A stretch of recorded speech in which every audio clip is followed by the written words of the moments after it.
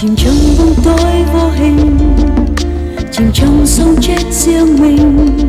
Đưa tôi xa kiếp người, đưa tôi xa cõi đời, lần theo cơn gió du hơi, lần theo quá khứ xa vời, đang thong dong bước lùi vào trong màn tối. Tôi thấy mình đứng trong vườn, tôi vẽ màu sắc hoang đường lên những một ước vô thường về mấy con đường rồi không buồn nhớ. Tôi ngỡ từng nỗi mong chờ rơi xuống nhẹ đến hững hờ. Tôi đã về với hư vô trong trái tim khô hiu hắt mùa đông.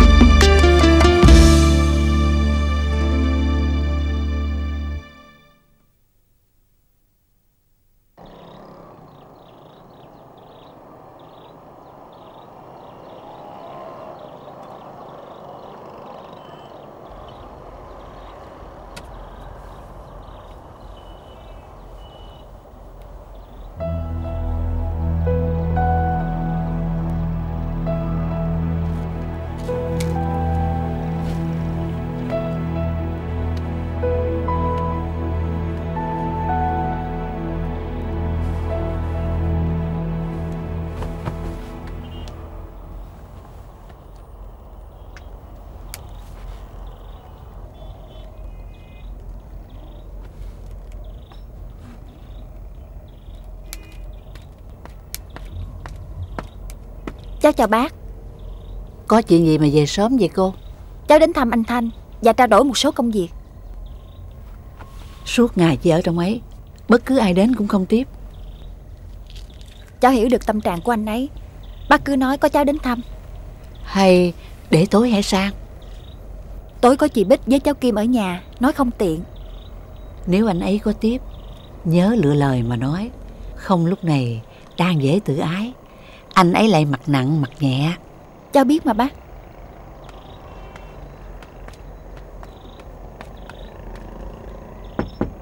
Có chuyện gì vậy má? Có cô Quanh đến, nói bàn công chuyện. Má nói con đang mệt, không tiếp ai. Anh mệt đến mức nào? Tôi là kẻ thất bại, đến với tôi làm gì? Cháu xin phép bác.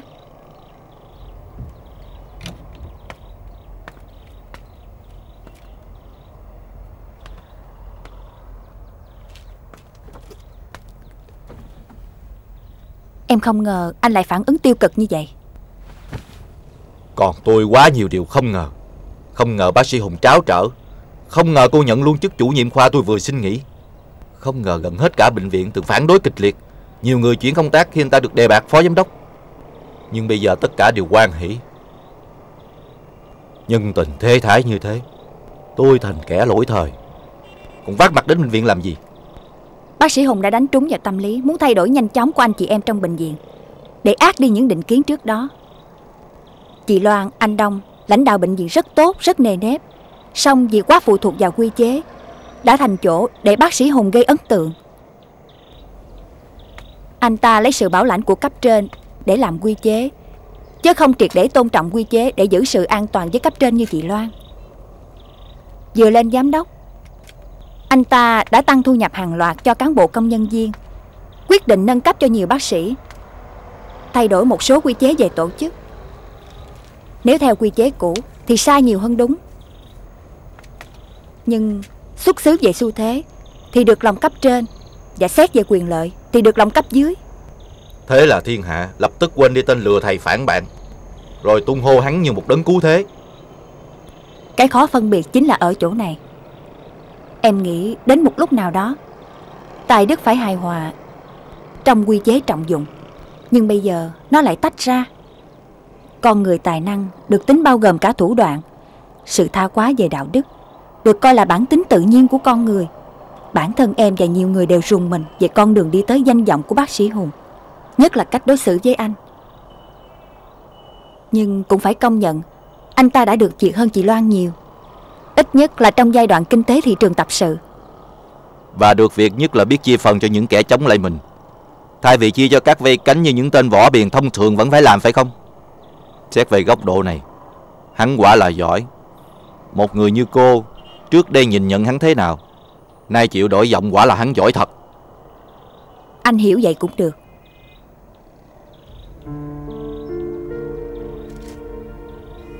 Những việc làm mạnh dạn và bất ngờ của bác sĩ Hùng ở bệnh viện đã khiến em tỉnh ngộ nhiều điều, và phải chịu đổi giọng, dù biết khi uống lưỡi lại rất đau.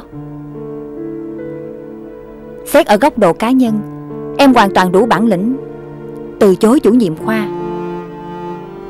Nhưng xét ở sự cần thiết, phải giữ sự ổn định của bệnh viện, và cần phải đặt trách nhiệm với bệnh nhân và uy tín của bệnh viện lên trên hết.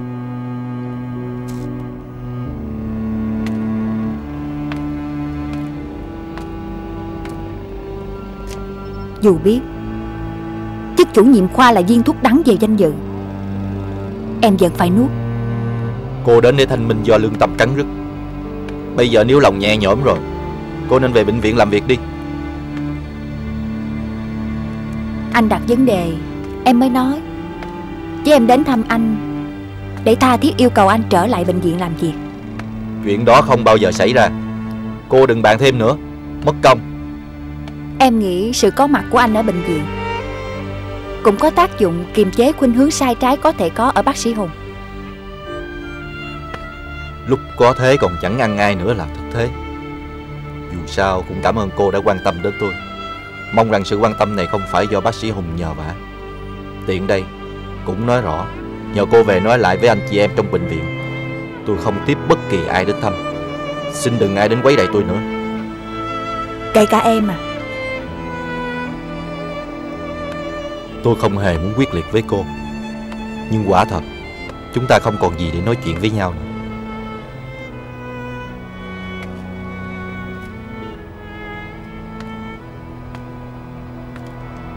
Anh nói vậy, em chào anh, em về. Em sẽ tôn trọng yêu cầu của anh. Nhưng em cũng nói rõ, dù anh ở bất cứ hoàn cảnh nào, dù anh có bị nghĩ và đối xử như thế nào, em vẫn luôn nghĩ tốt về anh, và luôn là người bạn tốt của anh.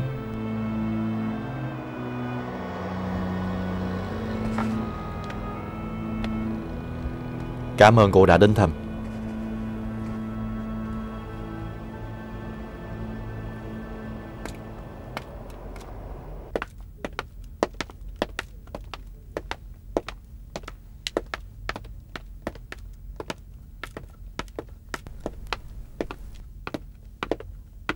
Dạ chào anh chị.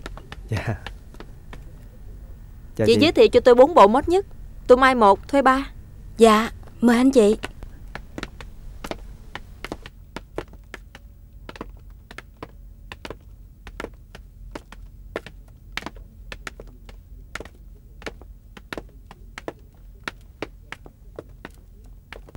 Đây là bộ váy cưới hở ngực, mới xuất hiện ở Paris một tuần nay, thích hợp với những cặp tổ chức lễ cưới thượng lưu sang trọng. Bụng thon và có ngực như em mặc bộ này là hết sảy. Em lấy nha. Anh đã nói em thích bộ nào anh cũng mà. Anh nói gì mà cũng nói được. Em đâu cần anh chiều.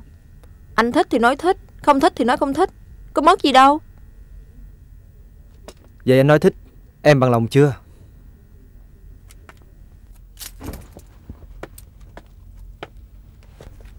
Chị tên Hồng nên mặc áo màu hồng nhạt này như một cách tự giới thiệu về mình. Với ánh sáng đèn trắng hay đèn màu đều rất huyền ảo. Nhưng kín đáo quá, liệu có bị chê cổ hủ không? Cái ông này không biết biến đi đâu nữa.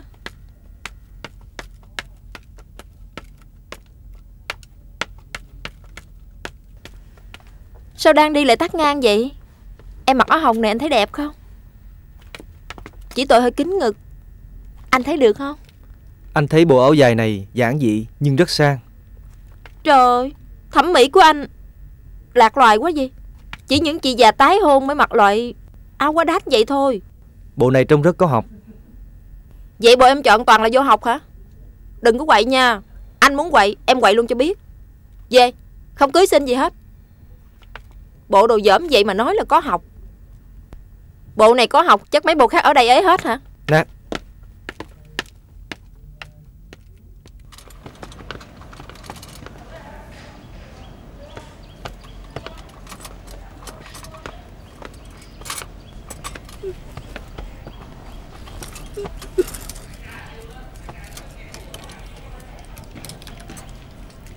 Vết mổ bà vẫn còn đau hả? Không. Sao bà lại khóc? Không sao đâu. Xin bác sĩ đừng bận tâm. Nè, hay bà ấy có chuyện gì với y tá Hòa? Có chuyện gì xảy ra với bà vậy? Bà ấy đến khám ở phòng mạch bác sĩ Hùng á, từ đó được giới thiệu vào đây mổ, nên hàng ngày y tá Hòa vẫn đến đây thu tiền môi giới. Đến nay là bà chịu hết nổi rồi. Bà này nỉ xin tha khoản đó, nhưng cô Hòa không cho, còn hù dọa cho ra viện. Mỗi ngày cô ấy thu bao nhiêu? Thưa bác sĩ, tôi đã nói chuyện với cô ấy ngay phòng mạch bác sĩ Hùng. Tôi đã lo tiền nong đầy đủ. Giờ vào đây, vừa tiền viện phí, lại phải lo trả tiền khám hàng ngày cho phòng mạch, là quá sức tôi. Nhưng cô ấy không chịu. Tôi đang hỏi bà, mỗi ngày cô ấy thu bao nhiêu? Dạ thưa 50.000. Những khoản đó tôi đã nộp từ trước. Tôi đâu dám thắc mắc, vì lúc đó tôi còn tiền. Thưa bác sĩ, tôi chỉ xin từ nay. Hãy biết đến đó đã. Việc còn lại thuộc về tôi, bà khỏi lo.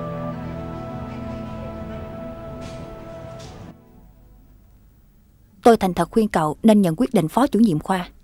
Về chuyện này tôi đã dứt khoát với bác sĩ Hùng rồi. Anh ta cứ nhất quyết làm thì anh ta chịu trách nhiệm, chứ tôi nhất định không nhận. Đây là vấn đề danh dự, chị phải hiểu cho tôi.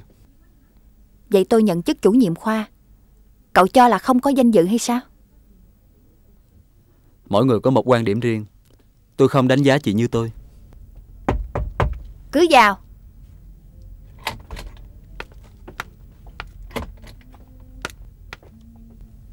Xin lỗi. Không có chi, cứ vào đây. Để khi khác em nói cũng được. Chuyện cô khi khác nói, nhưng chuyện tôi đang muốn nói ngay bây giờ. Vào đây đã. Vừa rồi lại bắt đúng nhiều y tá Hòa đòi bệnh nhân, do phòng mạch của bác sĩ Hùng giới thiệu vào nộp mãi lộ. Chị tính sao đây? Chị đã nói với em rồi. Bây giờ đối phó với cô Hòa, tức là đối phó với bác sĩ Hùng. Ông Hùng giám đốc, chứ không phải ông Hùng phó chủ nhiệm khoa. Nên chị em mình không thể nghĩ gì nói đó như trước, mà phải biết tế nhị chịu đựng, và phải biết chờ thời cơ. Thời cơ? Người ta đang nói chị bị mắc oai chức chủ nhiệm khoa, còn em mắc oai cái bác sĩ chính thức trong biên chế. Nhục quá nhục. Được rồi, chịu anh thấy khó nói, để tôi lên nói. Em đi cùng anh lên gặp bác sĩ Hùng. Em cứ nói hết đầu đuôi, còn anh chịu trách nhiệm. Xin lỗi, tôi không quen sống dựa vào hơi người khác. Không phải tôi không dám nói thẳng với bác sĩ Hùng, mà do tôi nể chị Oanh thôi. Cả hai ngồi xuống đây.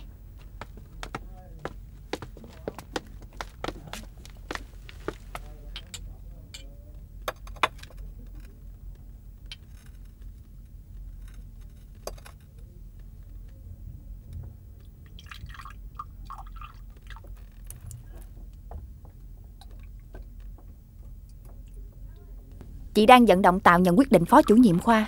Ý em thế nào? Chuyện này không liên quan gì tới em. Em chỉ khuyên chị nên kiểm tra xem người ta từ chối thật hay từ chối giả. Nếu không, chị sẽ trở thành vai diễn phụ trong vở kịch của người ta. Con nhỏ này sao ác miệng vậy?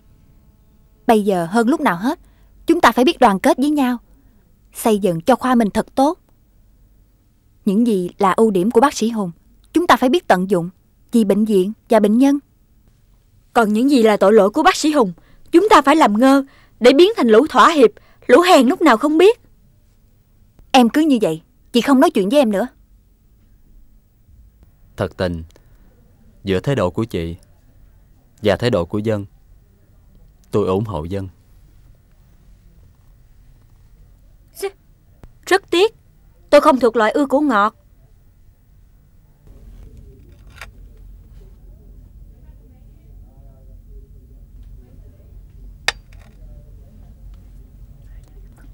Chị Oanh à, chuyện tôi từ chối chức phó chủ nhiệm khoa của tôi là dứt khoát. Thứ nhất, tôi không có khả năng lẫn ham thích làm quản lý. Thứ hai, tôi có những lỗi lầm về danh dự. Dù chuyện đã qua, tôi cũng không xứng đáng nhận chức vụ ấy. Xin phép chị tôi về làm việc. Chào người không ưa củ ngọt. Cái con này, chị đang cần em có mặt để dung vào, lại đi chọc ngang. Nếu anh ta từ chối thật, thì về sự khẳng khái, em và chị cũng không bằng anh ta đâu. Dù ngụy biện cách nào, việc em và chị nhận 2 quyết định từ bác sĩ Hùng, trong em vẫn gợn nhiều áy náy. Có thể mình cũng tham nên thành hèn. Sao em cứ lải nhải mãi điều chị đã nói với em cả ngàn lần rồi? Bởi vì em vẫn áy náy. Giờ đây không còn biết đánh giá phẩm chất thật của những người quanh mình ra sao nữa. Em, chị, bác sĩ Thanh, bác sĩ Hùng, Tạo, y tá Nam, Bình, Hòa, vân vân và vân vân. Ai đúng, ai sai, ai là quân tử, ai kẻ tiểu nhân. Nếu nghĩ không có ai tốt ai xấu tuyệt đối cả, em sẽ bớt ray rứt. Em nên nhớ, trong đấu tranh, quá tự tin vào sự thẳng thắn, không biết nhân nhượng, dù đúng 10-10 vẫn có thể bị thất thế. Nhiều khi tương quan thế lực, chứ không phải chân lý quyết định thắng lợi. Chị cẩn thận quá, sẽ trở thành kẻ thủ đoạn đó.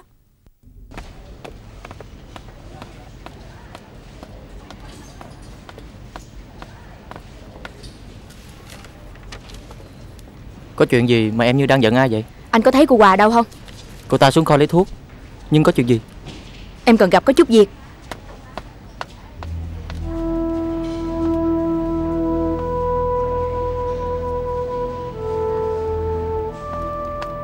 Tôi có chuyện muốn nói với chị. Chị muốn gì? Chị tính biến bệnh viện này thành nơi điều trị lén của phòng mạch tư bác sĩ Hùng, rồi trấn lột bệnh nhân tới tận xương tủy phải không? Nói cho lớn lên. Đúng là như vậy đó. Chị làm gì được tôi? Đồ tán tận lương tâm. Đem ngay số tiền vừa thu được trả cho bà Thảnh phòng 313. Tôi không trả. Chị làm gì tôi? Đối với mày, tao biết cách phải làm gì. Đi theo tao.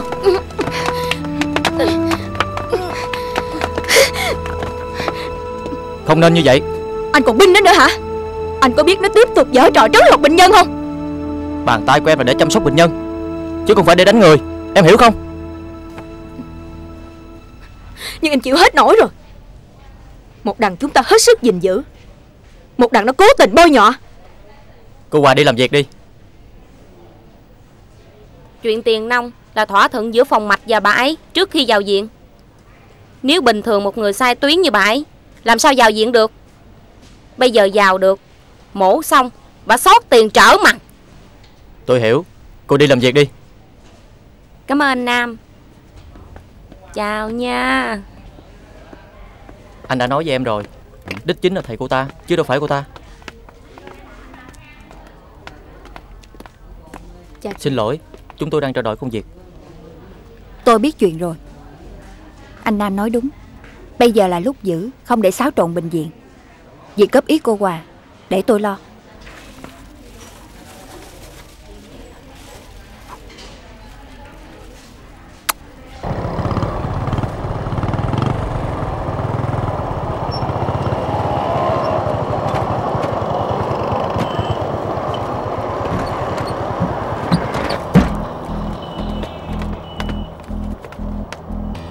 Thưa, sao hôm nay bà đi bộ tới à? Alo, alo, chị Hằng hả? Alo. Gọi vào bên trong để báo tôi tới hả? Tại sao phải làm như vậy? Dạ, thưa, chú Tường dặn con làm vậy ạ.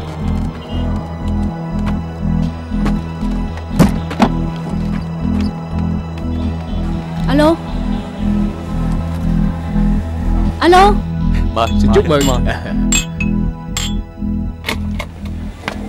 Ủa, chị Bích, chị đến sao không báo trước? Đây là các vị khách từ miền Tây lên để ký hợp đồng. Xin lỗi các vị về sự đường đột. Cậu cứ tiếp khách đi, tôi ra ngoài chờ cậu. Rối chuyện rồi. Sao ông nói giờ này bà già ở trường?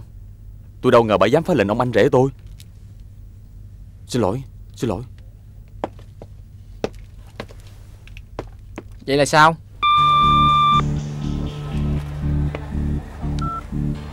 Thằng khốn, mày tính bán đứng tao hay mày ăn thứ gì mà ngu như chó vậy?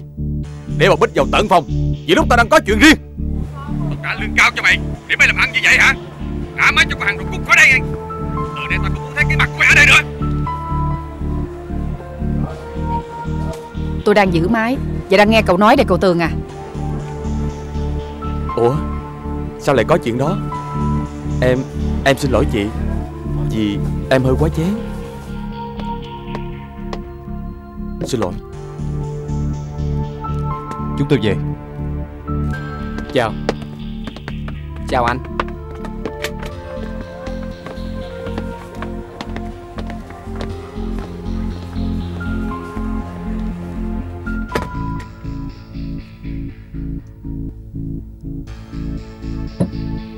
Nào, nói thật đi. Thật sự là cậu và cô Hằng đang định giở trò gì với chúng tôi? Em mời chị uống nước. Tất cả những chuyện sơ ý với chị ở công ty đều lỗi tại em hết. Cô thông cảm ra ngoài. Công ty này ông Hán và vợ chồng tôi giao cho cậu Tường. Tôi chỉ làm việc với cậu ấy thôi. Em ra ngoài đi. Em xin phép. Tôi đã bắt quả tang số hàng bốc lên xe tải, chưa nhập kho đã xuất đi. Cậu xuất cho ai? Xuất đi đâu?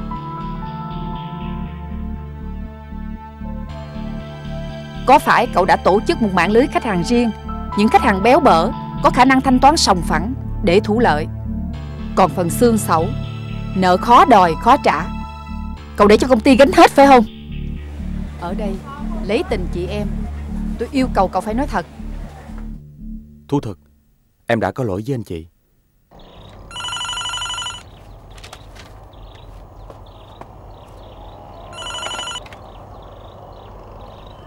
Alo. Thưa bà, con Hằng đây. Bà làm ơn nhân gặp anh Thanh. Cô chờ cho một chút.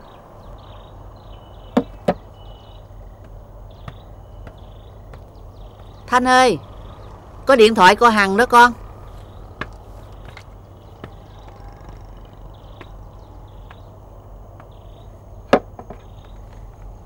Alo. Em Hằng đây anh Thanh. Hôm nay ngày đẹp, bọn em vừa trúng một hợp đồng ngon. Tiện chị cũng đang ở đây. Em cho xe tới đón anh đến công ty chơi, thay đổi không khí, rồi ăn cơm trưa luôn được không ạ? Tại sao có cô Bích ở đó? Anh nói sao kia ạ? Dạo này buổi sáng chị em vẫn thường ở công ty mà. Em cho xe tới đón anh nha. Cảm ơn. Tôi đang mệt, không muốn đi đâu hết. Lại có chuyện gì nữa? Loạn. Ở bệnh viện thì loạn bệnh viện, về nhà thì loạn nhà. Thật tình được anh chị và ông Hán tin. Em biết ơn và tự nguyện làm ăn hết mình để đáp lại lòng tin của ông Hán và anh chị. Nhưng vì do công việc làm ăn quá thuận lợi, em đã nảy ra ý tham, muốn lặng lẽ gầy dựng cho mình một công ty. Nên em tách những khách hàng tốt ra cho mình và sang những mặt hàng dễ tiêu thụ để thuận việc thanh toán cho công ty của em. Như vậy là cậu giết tôi không giao rồi. Khi phát hiện số hàng tồn kho chỉ thiên về một chủng loại và các khoản nợ kéo dài, sau đó cậu mừng sinh nhật con Kim bằng cả một chiếc Spacey, tôi đã nghi ngờ rồi. Em cũng biết ý chị, nhưng đã trót rồi. Công ty mới ai đứng tên?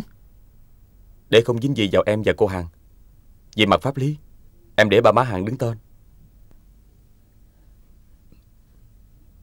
Tôi không ngờ cậu là em ruột của tôi mà lại chơi tôi như vậy.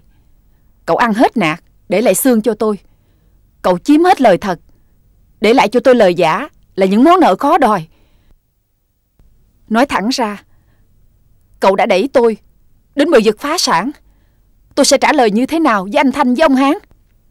Chị của cậu chỉ còn cách tự tử thôi. Em đã lường trước, sớm muộn gì chị cũng phát hiện. Theo em, anh Thanh rất gia trưởng và cứng nhắc. Nhưng do anh chẳng biết, chẳng quan tâm gì đến công ty, nên em tung, chị hứng, dễ đánh lạc hướng ảnh. Còn về phần ông Hán, số vốn ông bỏ ra cho công ty mình chỉ là bạc lẻ, nhưng để trả ơn anh chị là chính. Nếu nói với ông mình làm ăn khó khăn do chính sách nhà nước thất thường, em nghĩ ông sẽ không nghi ngờ và tiếp tục rót vốn. Phần đối thoại với ông, chị cứ để em lo.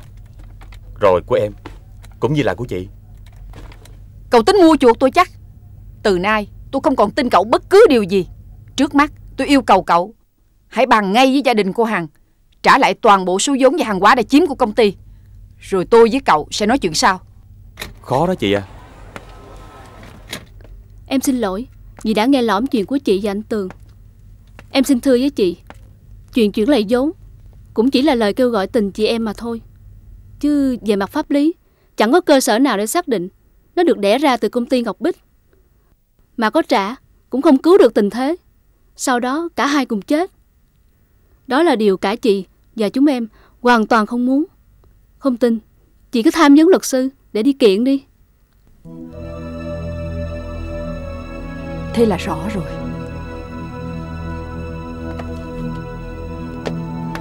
Để em lấy xe đưa chị về. Không cần, tôi tự về được.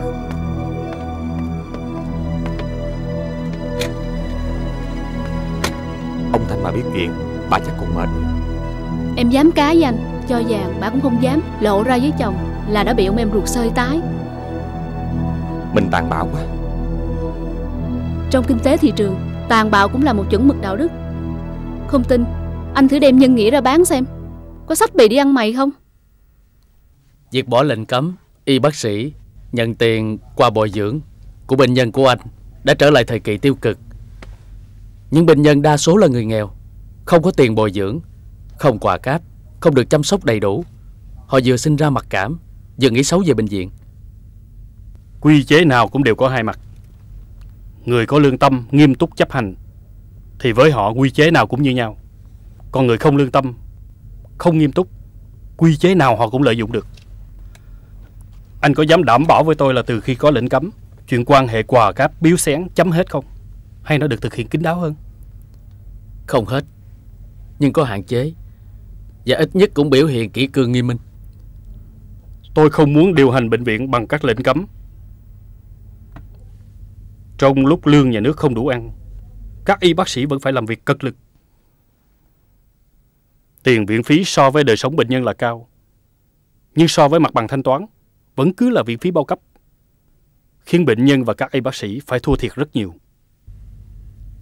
Nên tôi coi tiền bồi dưỡng của bệnh nhân cũng là một nguồn thu nhập có thể chấp nhận được, ít nhất là trong giai đoạn này. Như vậy, những y bác sĩ ít điều kiện tiếp xúc với bệnh nhân. Những người vì lòng tự trọng nhất định không nhận tiền bồi dưỡng của bệnh nhân sẽ thiệt thòi. Tiền quà bồi dưỡng của bệnh nhân với y bác sĩ chăm sóc là tình cảm thật hay lợi dụng, thậm chí làm luật là chuyện cụ thể từng trường hợp. Còn hình thức chung vẫn là mối quan hệ tự nguyện, không thể quy chế hay chính sách hóa để tìm sự công bằng cho những người không có quà. Người nào nghĩ không nhận quà tiền là tự trọng, tôi tin chắc họ cũng không ghen tị với người khác. Nếu anh nghĩ vậy, tôi thấy không còn gì để nói nữa. Tiện đây tôi cũng nói luôn, tôi rất quyết tâm làm cho bệnh viện này có một bộ mặt khác. Tại sao trong khi chuyển sang nền kinh tế thị trường, hầu hết các ngành khác, đời sống cán bộ công nhân viên đều được cải thiện, riêng ngành y tế vẫn khổ? Vì những hạn chế về cơ chế. Vậy chúng ta ngồi chờ trời mưa giữa mùa khô, hay bằng mọi cách tìm ra nước? Tôi mong anh quên đi những quan niệm cũ để ủng hộ tôi thay đổi bộ mặt bệnh viện. Mà trước hết, thay đổi đời sống y bác sĩ, nhân viên trong bệnh viện.